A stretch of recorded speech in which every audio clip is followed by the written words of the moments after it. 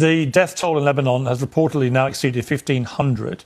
That's more than the number of Israelis killed on October the 7th. A million people. I don't know where you got this number, but maybe you can let me know how many of those people are Hezbollah terrorists. Because we actually... Well, you tell me.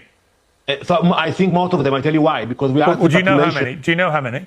I will tell you that most of them, and I tell you why. Because we asked the population to move out north of the Litani River, and they did. It wasn't easy for them, but the population moved to the north. So actually the one who stayed in southern Lebanon are Hezbollah terrorists. So I would estimate that most of the numbers you just quoted are Hezbollah terrorists. Well, Lebanese authorities estimate that 250 are women and children. Would you dispute that?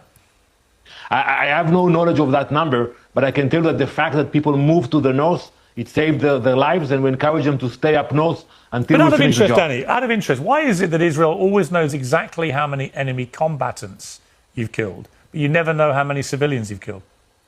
No, I don't know to answer both questions. You know, it's hard for us to know. No, but you told me most of the dead are Hezbollah.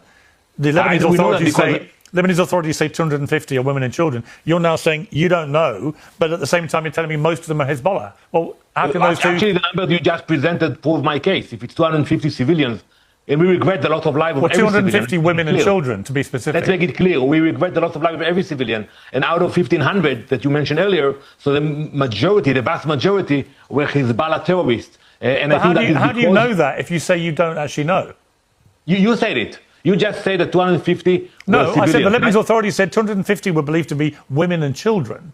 That doesn't mean they're the only civilians killed, obviously. But you seem emphatic that the majority were Hezbollah, but at the same time you admit you've no idea how many have been killed.